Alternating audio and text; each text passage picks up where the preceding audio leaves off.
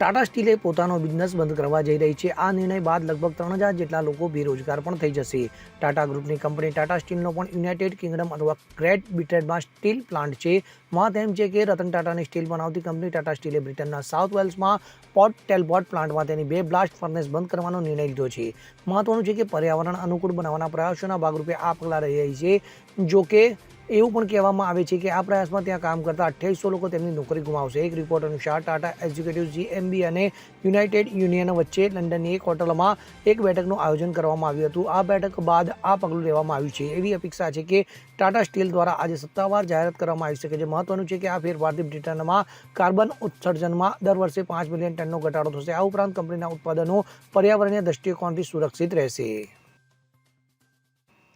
Bureau report CN24 news.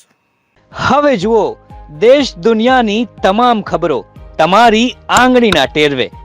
ઉઠાવો mobile અને Google play store પરથી ડાઉનલોડ કરો અમારી CN24 ન્યૂઝ મોબાઈલ એપ।